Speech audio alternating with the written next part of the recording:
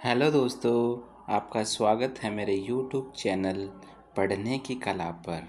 दोस्तों, बैरट को कैसे पढ़ते हैं और कैसे याद करते हैं, इसके ऊपर ऑलरेडी मेरे यूट्यूब चैनल पर एक वीडियो बनाई जा चुकी है, लेकिन वो वीडियो में कुछ पॉइंट मिस हो गए थे। इसलिए आज मैं एक कंप्लीट वीडियो, इसके बाद आपको किसी और की वीडियो देखने की आवश्यकता नहीं पड़ेगी कि बैरेक्ट को कैसे पढ़ें और कैसे याद करें।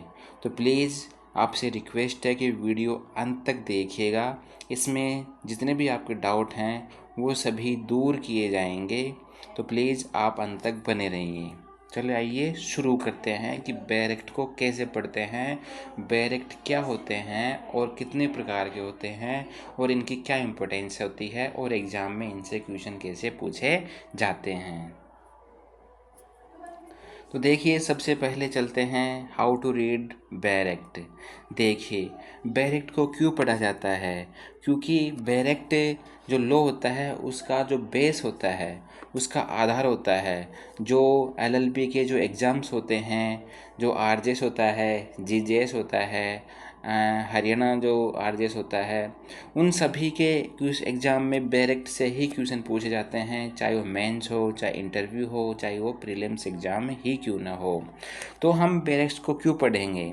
देखिए, जो डायरेक्ट करने के फ़ायदे, पढ़ने के फ़ायदे ये होते हैं कि अगर आपके डायरेक्ट पे कमांड हो जाती है तो आप ऑल इंडिया के जो जो भी जुडिशल एग्ज़ाम होते हैं, जितनी भी स्टेट में एग्ज़ाम, जितनी भी स्टेट हो उन सभी में जुडिशल एग्ज़ाम होते हैं, उन सभी को आप क्वालिफाई करने के एलिजिबल हो जाते हो। ठीक है। अब जैसे अपन बात करते हैं यूपी की। अब जो यूपी में जो एग्ज़ाम होते हैं उनमें जो यूपी पीजीएस एग्ज़ाम होता है उसमें जो डायरेक्ट होता है उसकी इंडेक्स से क्वेश्चन पूछे जाते हैं।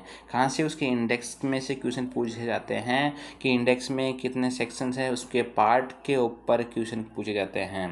तो जो यूपी का जो एग्ज़ाम होता है, जो जुडिशियल एग्ज़ाम होते हैं यूपी के अंदर, उनमें सभी ही क्वेश्चन बैरेट के इंडेक्स और बैरेट में पार्ट के ऊपर से पूछे जाते हैं। जो सेक्शन बेस्ड क्वेश्चन वो ज़्यादा पूछे जाते हैं यूपी एग्ज़ाम के अंदर। वहाँ पे डीपली क्वेश्चन नहीं पूछे जा सकते, पूछे नहीं जाते। ठीक है। इसी तरह बिहार के अंदर क्या होता है, बिहार में भी जो टेक्स्ट बुक होती है उस टेक्स्ट बुक्स के जो सेक्शंस होते हैं उन सेक्शंस में से क्वेश्चन पूछे जाते हैं। और क्वेश्चन क्या होते हैं, लेंथी होते हैं। मतलब बिहार जो जुडिशल सर्विस है उसमें जो क्वेश्चन होते हैं वो बैरेक्ट के साथ साथ टेक्स्ट बुक्स में से भी पूछे जाते हैं और क्वेश्चन थोड़े लेंथी होते हैं। उसी प्रकार जो दिल्ली जुडिशल सर्विस होती है उसके अंदर भी जो क्वेश्चंस होते हैं वो अप्लाइड बेस्ड होते हैं। मतलब कि क्या होते हैं, जो डायरेक्ट के बेस्ड होते हैं और उनकी जो फोकस होता है वो स्टडी पर नहीं होता है, वो डायरेक्ट के डायरेक्ट ही क्वेश्चन पूछे जाते हैं। ठीक है, ज़्यादा डीप में नहीं जाते वो क्वेश्चन। ठीक है। और उसी प्रकार जो राजस्थान जुडिशल सर्विस एग्ज़ाम होता है उसके अंदर जो क्वेश्चन होते हैं वो मिक्सअप होते हैं। ठीक है। वो डायरेक्ट के में से भी पूछे जा सकते हैं, वो लेंथ टाइप क्वेश्चन भी होते हैं और जो normal based direct based section based question भी होते हैं। ठीक है। उसी प्रकार जो उत्तराखंड का जो जुडिशल एग्ज़ाम होता है वो भी इंडेक्स बेस्ड ही होता है। उसमें भी इंडेक्स के सेशन पार्ट, कितने चैप्टर होते हैं, कितने सेक्शन है, किस चैप्टर में कितने चैप्टर हैं, किस सेक्शन में कितने किस चैप्टर में कितने सेक्शंस हैं, उसके बारे में। इक्वली यूपी के जो सिलेबस होता है, यूपी में जो क्वेश्चन पूछे जाते हैं वही सेम पैटर्न उनका उत्तराखंड वालों का भी यही होता है। तो ये बात तो क्लियर हो गई कि हमें डायरेक्ट को क्यों पढ़ना है। और अगर हमारी कमांड डायरेक्ट पर हो गई तो हम ईजिली ही यूपी हो, चाहे बिहार हो, चाहे दिल्ली हो, चाहे राजस्थान हो, चाहे उत्तराखंड हो, ऑल इंडिया में जितने भी जुडिशल एग्ज़ाम होते हैं, चाहे बैंक वाले हो, आरआरबी वाले हो, आरबीआई वाले हो, ठीक है, और रेलवे वाले एग्ज़ाम हो, सभी में ही अपन क्वालिफाई कर सकते हैं। तो सबसे फर्स्ट बात आती है, अब ये तो समझ में आ गया कि क्यों पढ़ना है, आ गया। जब तक आपको क्यों पढ़ना का जवाब नहीं मिले तब तक आपका इंटरेस्ट डेवलप नहीं होगा। इससे आपकी समझ विकसित हो गई होगी, मैं उम्मीद करता हूँ। अब देखिए, विषय क्षेत्र को समझना है भाई। आपने इन सब के बारे में डिस्कस करके मैंने आपको जो सब्जेक्ट होता है उसका जो एरिया है वो मैंने आपको डिफाइन कर दिया, ठीक है, कि भाई आपको डायरेक्ट को क्यों पढ़ना है। अब देखते हैं डायरेक्ट क्या होते हैं, how to read for importance, ठीक है। इसमें क्या करते हैं कि जो इसका इम्पोर्टेंस क्या होती है वो आपके लिए वो मैंने आपको समझा दी। अब देख क्या होता है डायरेक्ट। डायरेक्ट मतलब बेर मतलब होता है खाली, खाली मतलब क्या होता है, बिल्कुल खाली। मतलब जैसे जो संसद के द्वारा पारित किया जाता है जो बिल, उस पर राष्ट्रपति महोदय साइन करते हैं और साइन करने के बाद ही वो कानून बन जाता है। तो डायरेक्ट में क्या होता है कि जो कानून जो भारत सरकार के द्वारा पास किया गया है उसी को एज इट इज़ डायरेक्ट में डाल देते हैं। मतलब जो डायरेक्ट की जो बनाने वाली जो कंपनी होती है वो उस कानून में कोई भी मॉडिफिकेशन नहीं कर सकती है, कोई भी उसमें एरर नहीं कर सकती, कोई भी त्रुटि नहीं कर सकती है और उसमें कोई भी चेंजेस नहीं कर सकती है, ठीक है। वो एज इट इज ही अपनी बुक में डाल दिया जाता है, ठीक है। तो वो होता है डायरेक्ट, मतलब जो जो भारत सरकार ने लागू करा वो ही आपको पढ़ना है, ठीक है। फिर आती है टेक्स्ट बुक एंड आती है कमेंट्री बुक। अब टेक्स्ट बुक क्या होती है, टेक्स्ट बुक में क्या होता है, जो डायरेक्ट होता है ना, डायरेक्ट होता है गाइज, उस डायरेक्ट को जो डिटेल्स, उसके जो प्रोविजंस होते हैं, उसके जो ऑब्जेक्शंस होते हैं, उसके जो ऑब्जेक्टिव होते हैं, उनको डिटेल के साथ इसमें डायरेक्ट टेक्स्ट बुक में बताया जाता है। होता तो डायरेक्ट ही है लेकिन इसमें उन चीज़ों को डिटेल से एक्सप्लेनेशन किया जाता है। और कमेंट्री क्या होती है, वहाँ पे सेक्शन बाय सेक्शन जो जजेज होते हैं उन जजेज के द्वारा उस डायरेक्ट की व्याख्या की जाती है, उसको बोलते हैं कमेंट्री, ठीक है। अब देखते हैं गाइस जो डायरेक्ट होते हैं वो कितने प्रकार के होते हैं, टाइप ऑफ डायरेक्ट, ठीक है। अब समय देख लेता हूँ कितना हो गया, चलो ठीक है 6 मिनट में, कोई दिक्कत नहीं, 15 मिनट में ख़त्म कर दूंगा, ठीक है। आपको लंबी लंबी लेंथ थी जो 50 मिनट की है वीडियो है, कोई 40 मिनट की वीडियो बना रखी है, किसी ने 1 घंटे 2 मिनट की वीडियो बना रखी है, किसी ने 30 मिनट की वीडियो बना रखी है, वैसा नहीं है। अपना 15 मिनट में 10 से 15 मिनट में काम खत्म हो जाएगा, दोबारा आपको किसी और की वीडियो देखने की जरूरत नहीं पड़ेगी, ठीक है। अब देखते हैं on the basis of legislation, ठीक है। जो हमारी विधायिका ने जो कानून बनाया है उसके ऊपर बेस्ड है वो, एक तो वो टाइप होता है, ए टाइप तो ये हो गया। बी टाइप क्या हो गया, on the basis of language, भाषा के आधार पर जो डायरेक्ट होता है वो। तो ठीक है, जो गाइज यहाँ पे जो on the basis of parliament के आधार पर इसको 3 भागों में बांटा गया है। कौन कौन से भाग बताए गए हैं, एक दे रखे मेजर डायरेक्ट, एक दे रखे माइनर डायरेक्ट और एक दे रखे लोकल डायरेक्ट, ठीक है। अब मेजर डायरेक्ट में क्या होता है, मेजर डायरेक्ट में आ गया अपना बीएनएस आ गया, बीएनएसएस आ गया, सीपीसी आ गया, सीआरपीसी आ गया, ठीक है। ये सभी क्या हो गए, मेजर एक्ट हो गए, ठीक है। मेजर मतलब होता है बड़ा, मतलब जो ये क्या हो गए, बड़े एक्ट हो गए, मेजर एक्ट हो गए। उसी प्रकार जो माइनर एक्ट होते हैं, माइनर एक्ट क्या होते हैं, जो माइनर होते हैं जो छोटे होते हैं, जैसे डोमेस्टिक वायलेंस का एक्ट हो गया, ठीक है, पोक्सो एक्ट हो गया, ठीक है, और डोमेस्टिक वायलेंस हो गया, कंज्यूमर प्रोटेक्शन एक्ट हो गया, ठीक है। ये सभी क्या होते हैं, ये माइनर एक्ट होते हैं। अब लोकल डायरेक्ट एक्ट क्या होते हैं, लोकल मतलब क्या होता है बच्चों, लोकल मतलब होता है लोकल एरिया का डायरेक्ट। जैसे मान लो राजस्थान में क्या होता है, राजस्थान का चलता है राजस्थान लैंड कंट्रोल एक्ट, इसी प्रकार यूपी के अंदर लैंड रेवेन्यू एक्ट अलग से चलता है। तो ये क्या हो गया, लोकल एक्ट हो गया। लोकल मतलब लोकल क्षेत्र से संबंधित, मतलब जिस एरिया, राजस्थान का हो गया तो राजस्थान लैंड कंट्रोल एक्ट हो गया, यूपी क्षेत्र का हो गया तो वो यूपी लैंड रेवेन्यू एक्ट हो गया। ये हो गया लोकल बेयर एक्ट। तो उम्मीद है आपको समझ में आ गया हो गया। अब देखते हैं on the basis of language, भाषा के आधार पर बेयर एक्ट देख लीजिए। देखिए भाषा के आधार पर होता है, पहला होता है मोनोलिंगुअल बेयर एक्ट। क्या होता है मोनोलिंगुअल बेयर एक्ट, मतलब एक भाषा वाला, ठीक है, जो लो एक भाषा में ही होता है। जैसे जो विधायिका के द्वारा जो लॉ पास किया जाता है, जो संसद के द्वारा जो लॉ पास किया जाता है, वो इंग्लिश भाषा में होता है। ठीक है, इंग्लिश भाषा में ही होता है, तो उसको बोलते हैं मोनोलिंगुअल बेयर एक्ट। ठीक है, फिर दूसरा, इसी का दूसरा भाग आता है बाईलिंगुअल बेयर एक्ट, जिसको हम द्विभाषी एक्ट भी बोलते हैं, जिस एक्ट के अंदर हिंदी में भी वो एक्ट लिखा होता है और इंग्लिश में भी लिखा होता है, तो उसको हम बोलेंगे बाईलिंगुअल बेयर एक्ट। और जो एक ही भाषा में लिखा होगा उसको बोलेंगे हम मोनोलिंगुअल बेयर एक्ट। ठीक है, अब देखते हैं इम्पोर्टेंस ऑफ बेयर एक्ट। ठीक है, अब इम्पोर्टेंस क्या होती है भाई, इम्पोर्टेंस के महत्व क्या होता है बेयर एक्ट का। देखिए, इसमें बताया गया है कि जो बेयर एक्ट होता है उसकी इम्पोर्टेंस क्या है। सबसे पहले तो मान लीजिए अपने पास एक बेयर एक्ट ले रखा है अपने टीपीए। ठीक है, अब टीपीए लिखा ट्रांसफर प्रॉपर्टी एक्ट। ठीक है, ट्रांसफर ऑफ प्रॉपर्टी एक्ट। ठीक है, टीपीए लिखा, तो इसमें सबसे पहले क्या देखना आपने, सबसे पहले अपने को देखता है टाइटल। टाइटल मतलब क्या होता है, इसका शीर्षक क्या है, मतलब किस चीज़ के ऊपर ये टिका हुआ है, किस चीज़ के लिए बना है, उसको बोलते हैं टाइटल। तो पहले अच्छे से अपने को टाइटल का अध्ययन करना है। पता चल गया। टीपीए मतलब क्या होता है, ट्रांसफर ऑफ प्रॉपर्टी, मतलब जब भी किसी संपत्ति का हम ट्रांसफर करेंगे तो हमारे ऊपर ये नियम लागू होंगे। ठीक है, तो पता चल गया टाइटल क्या है भाई, संपत्ति का अंतरण करना है, संपत्ति को स्थानांतरित करना है। ठीक है, अब देखते हैं वाही, मतलब क्यों इसकी जरूरत क्यों पड़ी, उसके लिए हम इसके ऑब्जेक्टिव्स को पढ़ेंगे। ठीक है, मतलब किसके क्या ऑब्जेक्टिव है, इसके उद्देश्य क्या है। ठीक है, वो सभी इसके प्रोविजंस क्या हैं। ठीक है, उन सभी का हम इसमें अध्ययन करेंगे।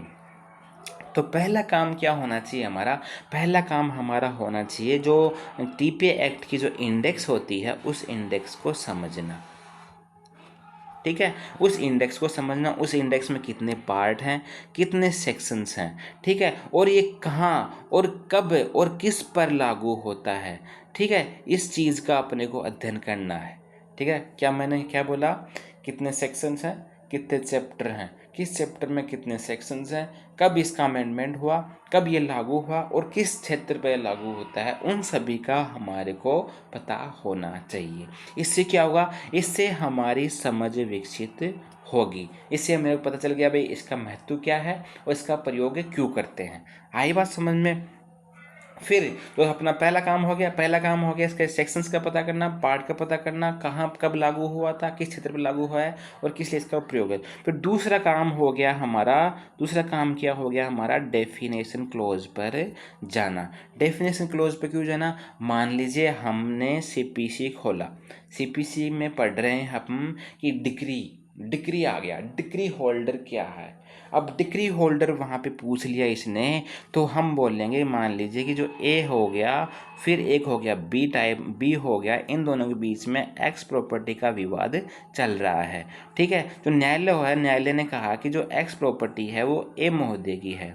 ठीक है, तो यहाँ पर क्या हो गया, जो ए हो गया उसको बोलेंगे अपन डिग्री होल्डर।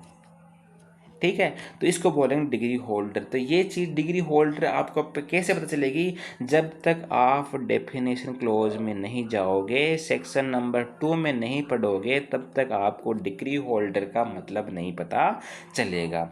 ठीक है, तो पहला काम करने के बाद दूसरा काम होगा डेफिनेशन क्लोज को अच्छे से अध्ययन करना, उनको याद करना। फिर देखते हैं रीड द इंटरप्रिटेशन।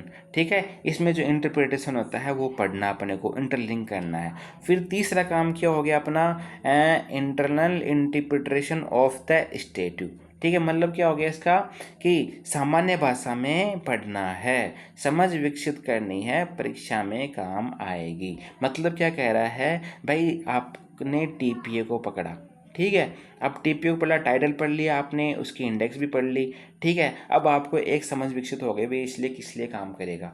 तो आपको एक बार जो टीपीए एक्ट है उसको विदाउट सेक्शन, मतलब एक आम सामान्य तौर पर अपन कैसे पढ़ाई करते हैं ना, नॉर्मल जैसे कोई स्टोरी बुक पढ़ते हैं, वैसे आपको इसकी एक बार रीडिंग मार लेनी है, बिना सेक्शंस के। याद नहीं करना, बस आपको एक बार रीडिंग मारनी है कि भाई ठीक है, मेरे को एक बार पढ़ना है इसको। आपने पढ़ लिया उसको अच्छे से, ठीक है, बिना सेक्शंस के, उसके मतलब सेक्शन पे ध्यान नहीं देना, बस एक बार नॉर्मल रीडिंग करनी है। क्या करनी है, नॉर्मल रीडिंग करनी है आपको एक बार। ठीक है, नॉर्मल रीडिंग कर लिया आपने।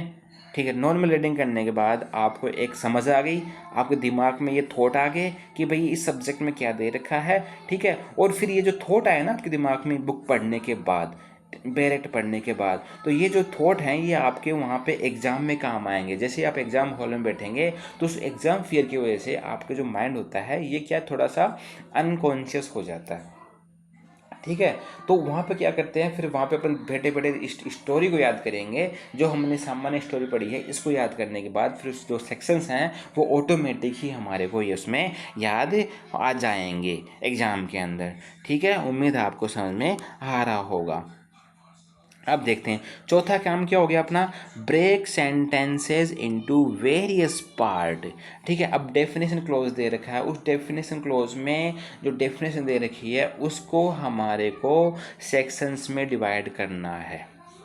एक जो बड़ा सेंटेंस होता है उसको सेक्शंस में डिवाइड करना है, ठीक है। कैसे करेंगे, उसमें डिवाइड कैसे करेंगे, जैसे मान लीजिए आपने टीपीए एक्ट पढ़ा, टीपीए एक्ट में उसकी डेफिनेशन दे रखी है, तो डेफिनेशंस को आपको कुछ पार्ट्स में डिवाइड करना है, ठीक है। और कैसे करेंगे, जैसे अपन रिलैक्स होकर स्टडी करेंगे ना तो वो पार्ट्स में डिवाइड ऑटोमेटिक हो जाएगी, ठीक है। सामान्य अध्ययन करने के बाद टुकड़े करना है। आपके दिमाग में पता चल गया कि भाई मेरे को क्या क्या पढ़ना है, आपको पता चल जाए क्या चीज़ काम की है क्या चीज़ काम की नहीं है। वो कैसे होगा, जब आप एक नॉर्मल रीडिंग मार लोगे पूरी बुक के, उसके बाद समझ में आ जाएगा, ठीक है। आपको पता चल जाएगा भाई इस चीज़ में क्या इंपॉर्टेंट है इस डेफिनेशन में और क्या इंपॉर्टेंट नहीं है, ठीक है। जो जो इम्पोर्टेंट हो गया आप उसको टिक मार्क कर लेना, उसको हाईलाइट कर लेना, जो भी इम्पोर्टेंट टर्म लगे आपको, ठीक है। जो भी टर्म आपको इम्पोर्टेंट लगेगी आपको उसको रेड पेन से हाईलाइट कर लेना है या हाईलाइटर से हाईलाइट कर लेना है और उनको याद कर लेना है और फिर बाद में डेफिनेशंस लिखते टाइम उनको लिख देना है, ठीक है। जैसे मान लीजिए अपराध करने की प्रक्रिया, ठीक है। अपने को पता है कि जो अपराध होता है, जो क्राइम होता है उसकी कौन कौन सी स्टेज होती है, तो उन सभी स्टेजों को आपको ऐसे डिवाइड कर लेना है, ठीक है। अब जैसे आपको ये स्टेज याद हो जाएंगी तो डेफिनेशन ऑटोमेटिक ही आपको आने लग जाएगी। तो इसे ही बोलते हैं कि सेक्शंस में डिवाइड करना, पार्ट्स में डिवाइड करना। उम्मीद है आपको समझ में आ रहा होगा। फिर अपना पांचवा काम क्या हो गया, फिर पांचवा काम हो गया जैसे ही डेफिनेशंस के अंदर और, एंड, में, सेल, शुड या और ये आए तो आपको इनमें कंफ्यूज नहीं होना है। देखिए एग्जांपल देखते हैं, जैसे मान लीजिए अपने पास एक एफिडेविट है, उस एफिडेविट पे अपने को साइन करवाने हैं, ठीक। इसके मान लीजिए अपने यहाँ पे देखिए क्या लिखा हुआ है, अपने पास एक बेल एप्लीकेशन, मान लीजिए अपने पास एक बेल एप्लीकेशन है, ठीक है। मैं ये मान लिया अपने पास एक वसीयतनामा है, क्या है, वसीयतनामा, ठीक है। वसीयतनामा में क्या होता है, अपन वसीयतदार जो होता है वो भी साइन करता है, जो एडवोकेट होता है उसको भी साइन करता है। तो यहाँ पे लिखा हुआ है कि P4 क्या होता है, प्लिएंट होता है और एक होता है एडवोकेट। अब इन दोनों बीच में लिखा हुआ है और मतलब क्या होता है या, तो यहाँ पे क्या बोला गया है, यहाँ पे बोला गया है ऑप्शनल है, या तो वकील साइन कर सकता है या फिर पार्टी साइन कर सकती है। उसी प्रकार पी एंड एडवोकेट मतलब पार्टी वर्से पर पार्टी और एडवोकेट यहाँ पे कंपलसरी हो गया, दोनों को साइन करना पड़ेगा। तो आपको पता चल गया एंड और का मतलब, और मतलब होता है ऑप्शनल, या तो ए और बी, ठीक है, या तो ए हो जाएगा नहीं तो बी हो जाएगा। और जहाँ पे ए एंड बी लिखा हुआ है वहाँ पे ए और बी दोनों ही होंगे। उसी प्रकार में क्या होता है, में होता है ऑप्शनल, में मतलब क्या होता है ऑप्शनल, मतलब कंडीशनल नहीं है, उनमें चूज़ कर सकते हैं। जैसे मान ले ए हो सकता है या फिर बी हो सकता है। लेकिन जहाँ पर सेल आ जाए वो क्या होगा, मैंडेटरी होगा, वो काम करना ही करना होगा, ठीक है। जैसे मान लीजिए जब देश के जो अपने जो राष्ट्रपति महोदय हैं, जब तक उनके पास बहुमत है या जब तक उनके खिलाफ महाभियोग नहीं चलाया जा सकता, जब तक वो शासन कर सकते हैं, ठीक है।